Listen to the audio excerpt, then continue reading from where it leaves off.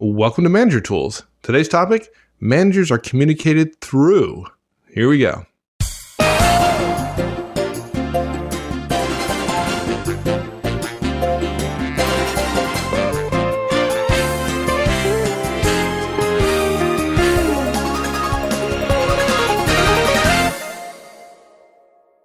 I was thinking the other day, when we present to clients, there's inevitably this discussion that comes about how the manager's role relates to the larger organization.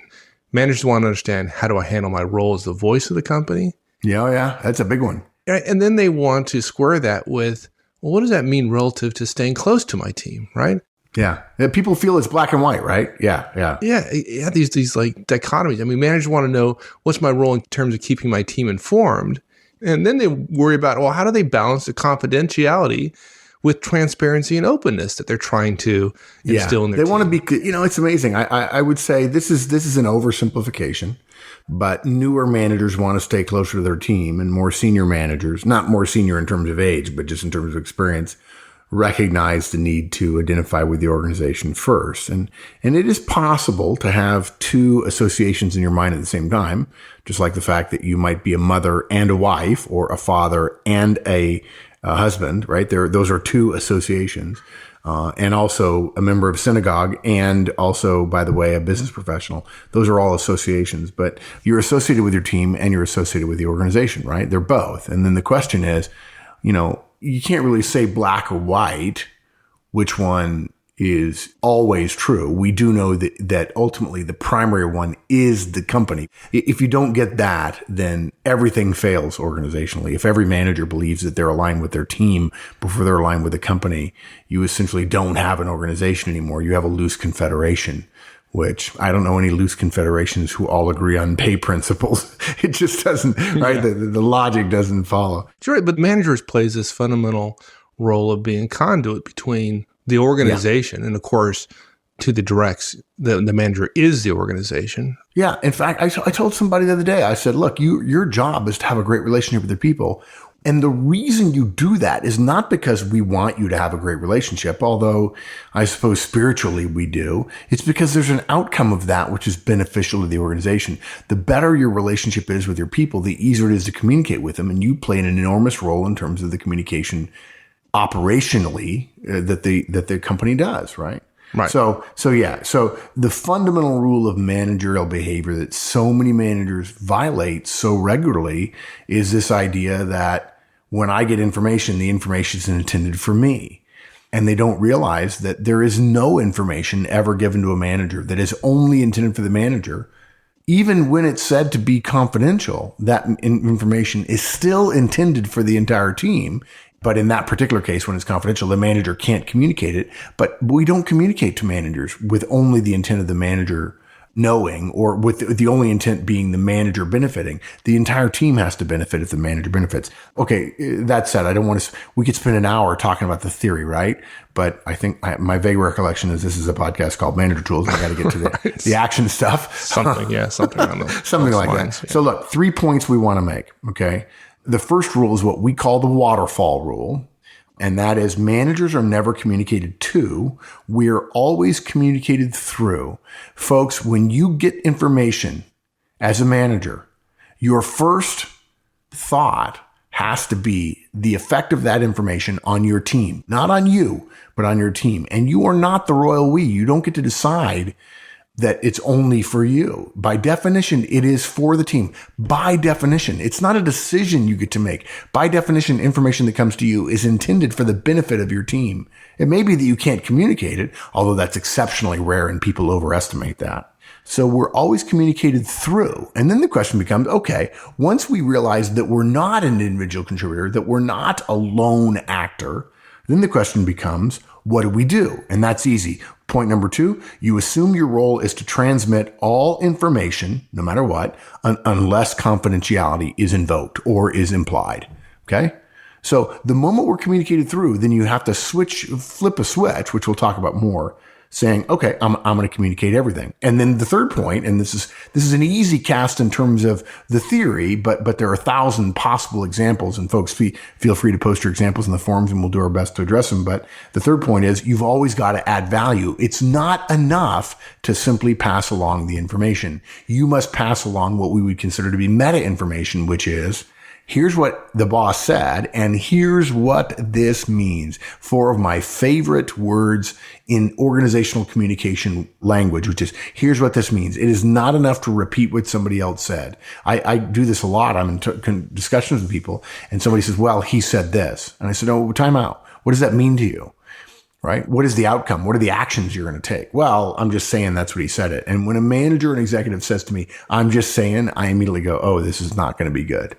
Right? When they say, I'm just saying, I was told this, they're implying I am the backstop. I am the roadblock. I am the dead end. And I'm not responsible for thinking about it, analyzing it, interpreting it, making a judgment call and adding value to it as best you can. Maybe not perfectly right for your team. Yeah. Sorry, went off on a lot of tangents there, but this is, I love this cast. It's going to be one of my all-time favorites. It's good stuff. And this waterfall rule that you mentioned, that managers are never communicated to or communicated through, is an important one. And so many managers don't know this and then make the same mistake over and over again. I mean, there ought to be a whole course in business schools about this, right? I mean, it's that important.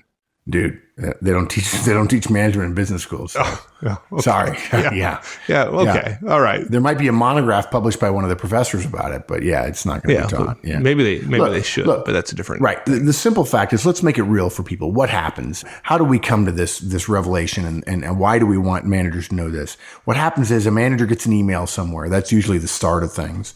It comes to us as a manager, but not to our directs. Right. And maybe it comes from our boss. Maybe it's a management distribution, whatever. Maybe it's even a company-wide memo.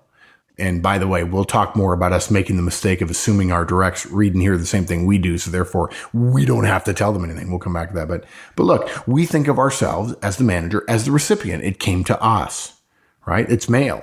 Mail comes to us. That, right? When you're at home and you get snail mail. Yeah. You think of it as coming to you, the recipient, you are the end of the chain by definition. Of your organization. Yeah, exactly. It's the difference between I and we, right? So we see ourselves as a recipient and we think, what do I? And literally, that's the thought. Okay, what does this mean to me? What do I do with this? Well, look, to be fair, there's often, and frankly, it's almost always true. It's not just often, it's almost always true that some individual action of us as a manager is associated with whatever's coming down the hierarchy, right? And we end up thinking about our workload and what we might have to do or schedule or reschedule or even rework to make this new deliverable, or even just the hint at the new deliverable, whatever may be suggested in the email. Right. We think about the working manager part. Yeah, the working man, not the working manager part. Exactly.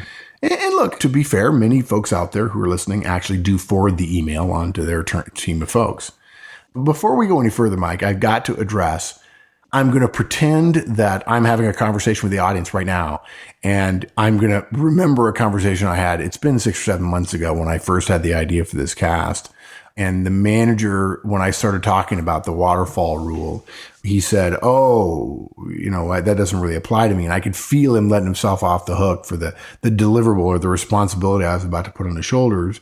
And he essentially was saying what a lot of people out there listening right now are thinking, which is, well, Mark and Mike, it's different in my company because we're so technologically advanced in my company.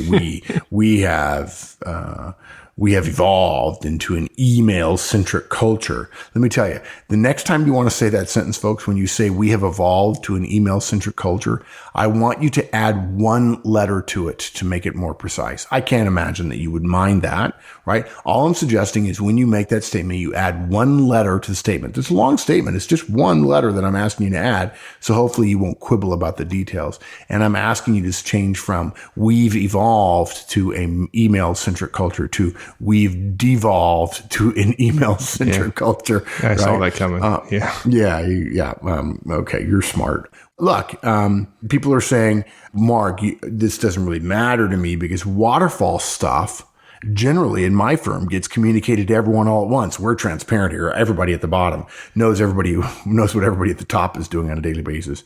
Oh my God, is that a recipe for disaster? But anyway, waterfall stuff, Mark, generally gets communicated to everybody all at once through a broadcast email that comes to me at the same time as it comes to everybody else. And frankly, when you say that, you make our point for us, right? Many of us has become so used to being communicated to with the idea of a organization-wide email. And so if you see the distro as all hands, all company, right? It's like, okay, by definition, that's just to you, right? You are one of many end nodes. Those kinds of things, we're not against them inherently, but those kinds of communications essentially, for those instances, render the managerial hierarchy moot. The problem is, if that happens a lot, all of us as managers start to lose touch with our important roles of conduit. I think, Mike, you used that term earlier, translator, as opposed to simply recipient. Okay. I have to tell you something, folks. We're hinting at the old game of telephone where you'd put 30 people in a circle or 10 people in a circle and one person would listen. The first person would whisper, a short sentence to the second person. And you would see after it got whispered 10 times, whether or not it got back to the person as exactly as it started. And it's literally hilarious. You could drop it down to 5 or 6 people who are told your goal is to make it perfect, and they won't. So we have talked to far too many managers who have simply abdicated the important responsibility of translation of messages to your directs, illumination of what the message means to your directs. In the past, this was a valuable service that managers provided in the organizational structure. CEOs don't know who every single person who's going to read their broadcast emails. They expect managers to say, this is what it means to you. So your job, an important part of your job in serving the organization's need to keep everyone aligned and to maximize productivity around the core needs of the organization, is that you're a conductor, you're a translator, you're an interpreter, you're a promulgator, you're a conduit, you're a pass-through, you're an enlightener, right? You are not a roadblock, you're not a dead end, you are definitely not a recipient if we define a recipient as only recipient. Yeah, email is great in terms of efficiency, right? It makes communication from the top to the very bottom in a very large organization very efficient. But the effectiveness comes from the manager as the role of the conductor, the translator, the interpreter, right? Providing meaning and context to folks. In email blasts from up high don't do that. And all communication efforts that are built on the idea that efficiency is good inherently limit the ability to adding meaning and value, right? I've had conversations before, little soft arguments with people, and I'm willing to lose the argument. I've told people before, the fact that technology companies end up being email centric is not a function of the fact that email technology is particularly good and they're enamored of it. In fact, email technology is pretty darn good, and lots of technical people are enamored of it. But I don't believe that's what it is. It's that those same people who are technically oriented are aligned toward efficiency rather than effectiveness, generally speaking, in our experience. So they choose a communication device that's designed to make things more efficient. But efficiency and effectiveness are not always aligned. And so what ends up happening is you choose something that's efficient, and it ends up being ineffective, and you think you've been successful. And the idea that because everybody hears the message at the same time, that's better, folks, that's mistaken. It's simply mistaken as a blanket statement. Everybody hearing the original message, I'm not saying it's wrong, but the idea that that's better than other people interpreting, that implies that the idea that we don't like our institutions is somehow true all the time. But the fact is, if the company strategy is X, but you're in the mailroom, you don't know how you're going to be implementing the company strategy. And if you think everybody in the mailroom gets to decide what that company strategy means for them, you're smoking crack. You need to go somewhere else. And a manager in the mailroom ought to say, okay, here's what this means, and here's how I translate this into work priorities for you guys for the next quarter, and so on. Look, there's a corollary to this that I think further proves this decay in terms of managerial thinking about communications that we're talking about. We get notes all the time from individual contributors, from managers, from clients, and they show us a mail or they tell us of a communique of some sort that they got, and they ask us, what do you think this means? And that's a tough question, folks. We're happy to help, but the fact is often we're reduced to saying it might mean X, it might mean Y, it might mean Z, but it really mostly depends. Those X or Y or Z, those ors are largely dependent in terms of weight and their sensitivity to various factors to the culture of your firm around factors like A and B and C and D. And what we like to tell people is that's what managers are for. We want to scream at them. That's what you're for, is to analyze. If you don't understand, you need to go to your boss and talk to him and say, hey, look, what do you think this means? Now, I know people say, I wouldn't want to ask my boss a question because I don't want him to think I don't know. Well, trust me, he probably thinks you don't know. Or you can wait until he finds out that you worked on the wrong thing and you've wasted a lot of time. So the fact is, managers play an important role, and not every communication, broadcast or otherwise, all communications by definition decay the more levels they get away from the originator. And the only way that you can avoid that organizational sandpaper, that organizational communication attenuation, is to step up and rebroadcast it in language that makes sense to your team. And that means you're communicated through as opposed to being communicated to. Okay, now I've got a little bit of a problem with what you said. I mean, that makes sense, but I'm manager of a very large organization. A lot of the stuff that comes down to me it's sensitive. Even if it's not confidential, which often it is, it's sensitive. And, frankly, I don't know that I can, in a large number of instances, follow your advice here without getting in trouble. You sensitive guys, man. I always wanted to be like you. You know what's funny about that? The word sensitive has been totally co-opted in the last 10 or 15 years. It used to be there was secret, right? Or there was eyes only or whatever government phrases. And then there was confidential. And now there's a new one, which is sensitive. And people say we need to be sensitive. In fact, at least in the US, folks, kids are being raised with sensitivity, which, I don't know, Mike, when I was in school, we didn't do sensitivity stuff. I'm sure they're better for it. But what's happened is it's leaked into the professional mindset as a level of, lack of communication, a level of confidentiality that is less than secret, that is less than close hold, that is less than confidential. It is sensitive. And suddenly, because that's not an organizational word and there aren't clear definitions, everybody gets to choose, because I'm sensitive to you and you're sensitive to me, but in different ways, because every individual must be appreciated as an individual flower of great growth and opportunity. Therefore, we can all choose what we're sensitive about. I reject it and I say no. That is a newly made up word designed to cover managers not wanting to make decisions about how they can help their teams become more effective.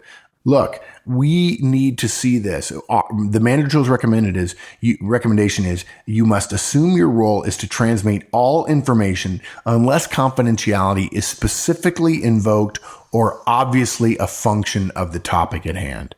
Okay. Now look, folks, we know this turns conventional wisdom on its head. Based on what we see and hear, most managers start with an assumption that everything that comes to me is for me and generally for me alone, unless I'm told that information is supposed to be promulgated. If I'm told by my boss, hey, get this out to everybody. Oh, I know that, right? I'm supposed to get that out to everybody. That's just the opposite. As managers, we need to be, the only time we communicate whether or not to talk about something is if we're not supposed to talk about it, right? That's what our boss should be telling us. So therefore, if we're not told not to talk about it, by definition, we have to talk about it. This way that people are doing it now with sensitivity and carefulness and so on is upside down. Okay, but if I do that, then we've talked about, I'm sure we've talked about on various podcasts, types of power. And particularly when it comes to expertise, expertise is a form of power. And, one part of expertise is information. So if I pass on down everything I know, then my power goes down. Yeah, there's another part of it. The whole information is power thing is also, it's not just expertise. You could make a case that it touches on all three. Information can be a function of expertise. It can also be a function of relationships, right? Somebody who knows something. Yeah. It also could be role power, right? Only directors, only VPs will know this. Because of the upcoming steel cage death match, for all we know. Okay, so you've made my point even stronger. This is a bad idea, passing down information. And yeah, and frankly, we can't tell you, right, how many times someone didn't want to tell us something because them having it internal in the firm and us not having it as external to the firm as consultants, in their mind meant a form of power over us that was, hey, Mr. Consultant, don't think just because my boss's boss hired you, you're all that big a deal. And then what's sad about it, we also can't tell you how many times, we can't even count as high how many times people whom we already knew somebody more, we knew the information this person withholding more, somebody more senior had told it to us. And this person was mistakenly thinking that they were withholding it from us, which is really interesting because I think we've talked about this before. There's when we talk about the exchange of things in the human condition, two standard exchange theories. One is called the information exchange theory, and the other one is the monetary or economic exchange theory. Economic exchange theory is a common one that most people can get very quickly. If I have $1 and I give it to Mike, then he has $1 and I do not. Information exchange theory is very different. If I have information and I give it to Mike, I have it, he has it. And not only do we both have the information, so the amount of information is doubled if you think about information as being owned by people, but there's additional value. Now I know that he has it. He knows that I have it, and he is indebted to me because I gave it to him. So there's information around our relative value to one another because of the exchange. So literally, if you go into exchanges of information with the economic model, which is if I have it and you don't, and then I give it to you and then I don't, it tends to make you make bad decisions about organizational communications. So in a way, you might think you're right, Mike, that I'm proving the point. But the problem is, all too often, if the organization knows, and just look, folks, just ask senior executives. If I get an email from my boss, should I assume that there might be value to my team and I should forward it on to my team and tell them why it's valuable? Or knowing nothing else, ask your executives, black or white, should I forward nothing or should I forward everything? Not in between, but other than those things that are totally confidential. If you told me, hey, if you couldn't think about which to choose, which would you tell me to choose? Every single one of them who's anyway smart would say, forward everything and forward everything and don't even communicate more information, although we recommend you add more value. And if you can, add value to it as well. That's what they would say. Look, the professional approach here is to say, by definition, not by decision, not by thinking, not by evaluation, not by purpose of elimination, anything to you as a manager is meant for, just because it's to you doesn't mean it's for you. Anything to me is for my whole team. Because, of course, your team's actions and your actions are more than interrelated, right? You're intertwined with one another. Your work with managers, your work with your team is not just connected, it's inseparable from your team's work. Let's hope. Otherwise, maybe the organization is organized wrong, right? If I benefit from knowing something, then by definition, my team will benefit from knowing it. And they may even learn more because I'm able to add more value. That is the information exchange model that is more powerful than the economic exchange model. Yeah. Well, it's real easy. If you look at it the other way too, suppose that your boss knew something that was not confidential. And this to me is the killer. This is the killer. So, okay, keep going with your thought, but I'm telling you now, this is the killer thought that I think there are people who are still listening to us right now going, well, okay, the one he's talking about is kind of theory. I kind of get it, but our company's not that open. You go ahead. Walk me through it. I knew you were going to get there. Okay. Let's say all things being equal. Wouldn't you want to know it? I mean, it's not confidential. Your boss knows it's not confidential. Go back. You're talking about, you're asking me to suppose my boss knows something that is not confidential. And you're saying all things being equal, you're asking me, would I want to know it? Yeah, wouldn't you? Yeah. Okay. Yeah, it's just so easy, right? Okay, so what if he didn't tell you, right? What if he didn't tell you? And then next week, you found it out, and you found out it wasn't confidential. Wouldn't you want to know why? Or what was his rationale for not telling me? I mean, if he was not told it was confidential, and then he chose not to tell me, I got to say that's a little bit of a wedge in our relationship. What the hell's up with that? Yeah, it's either he doesn't respect my intelligence or he wants to keep things from me. Yeah, you'd be saying different words, but you're like, what the heck were you thinking? Yeah, exactly. Yeah. That to me, if you just kind of go through that mental exercise, you quickly come to the realization that, you have to pass this stuff on down. I'd say something more.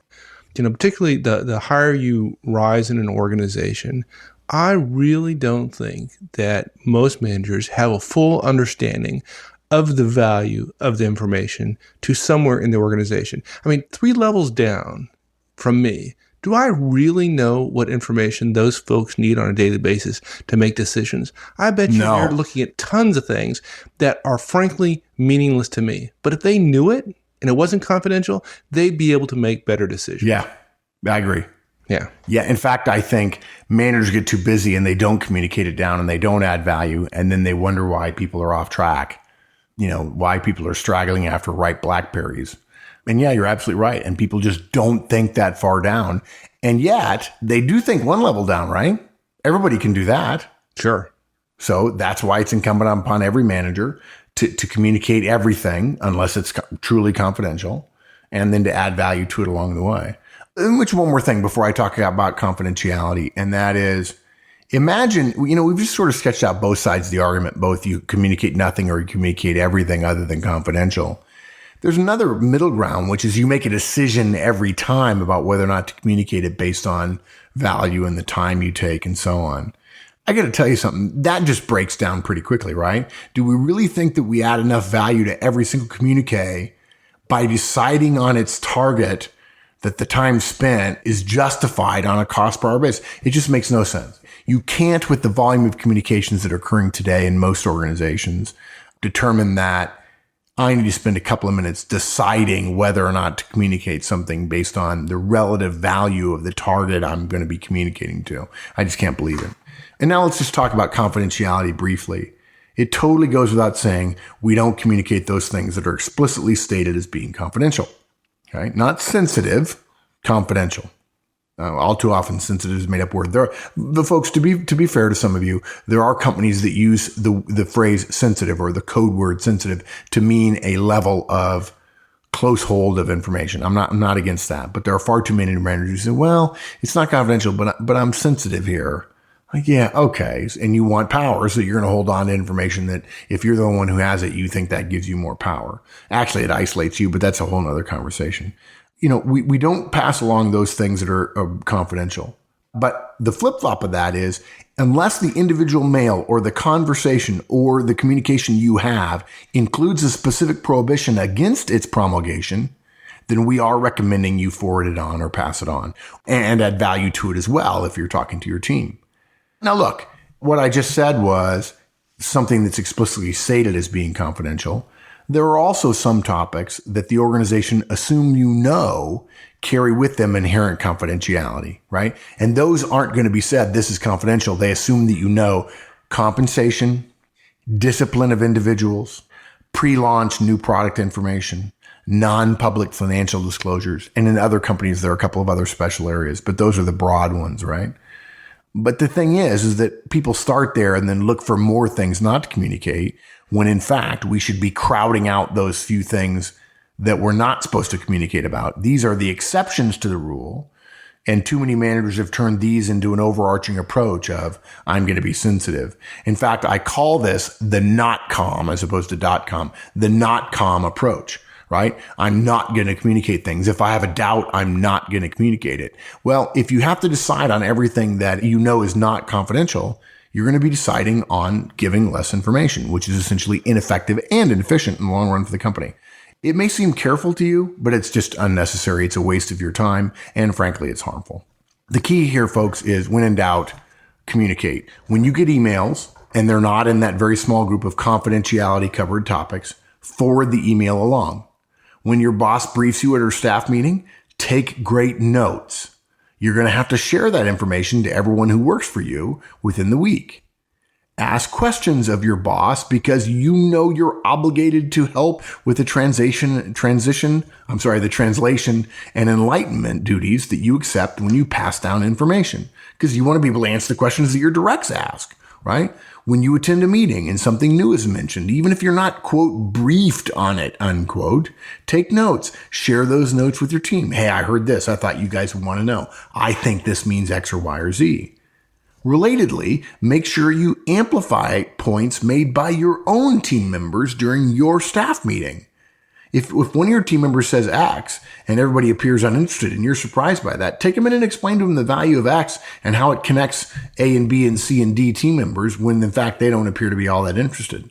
And that helps your team members brief other people more effectively. Train your team members now to see the value of information, not just as power if we hold on to it, but with the information exchange model, it can become more powerful by sharing it more openly. So hopefully that's clear. We've got to communicate more than we're communicating now. We have to flip from everything's careful and everything's to me to nothing's careful and nothing's really to me. It's for my team. Yeah. And they're only communicating to me to save the trouble of communicating to everybody on my team all at once. Yeah. Move from the default of not communicating to the default of communicating. Yep, exactly. When in doubt, communicate.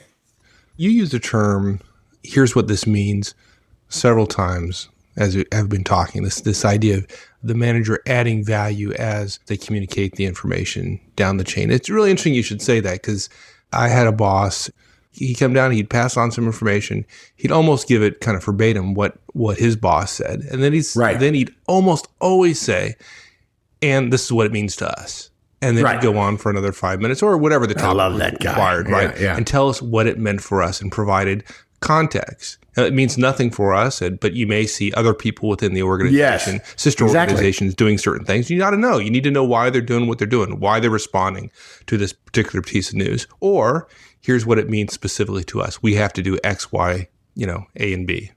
Right. And he was awesome. Great. Look, that's an executive who understood his role. Look, when we talk to executives about executive roles and responsibilities, we tell them that one of their roles is to turn uncertainty into certainty for the organization. What executives do is interpret the external world. They make sense of the external world. They apply the organization that they're in to that externality, the marketplace or wherever they're competing. And then they make some decisions based on where the organization might compete.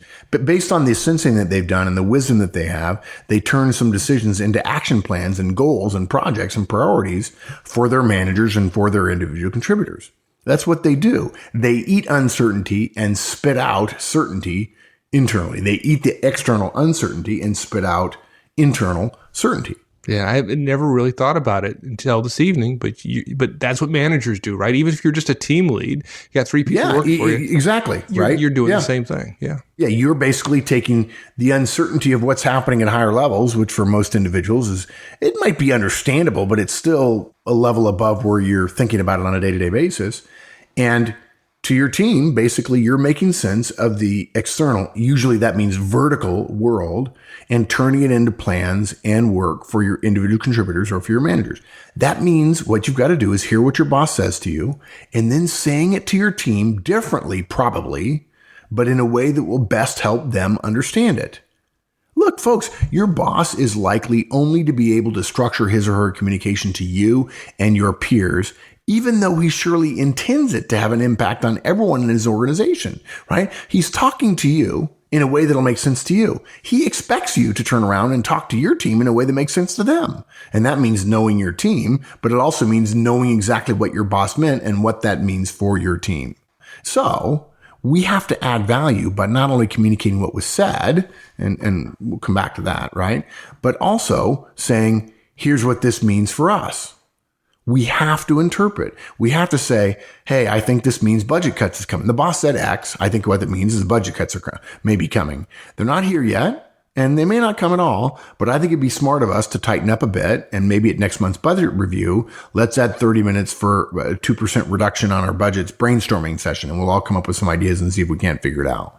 Or you might say, hey guys, based on what I heard, what the boss is saying here, I think there's a possibility product alignments are being reviewed. That may mean some reorganizations in the company because look, folks, if products are going to be realigned, I can't imagine they're not being reorgs, but I don't know that. What that means if there's reorgs is we need to freshen up our briefing books. You know, I'm happy to add 30 minutes to anybody's one-on-one with me in the coming weeks to go over your drafts of your briefing books, right? Make sure your briefing book is current, especially around the tech training we've been spending money on this year. Update your team achievements.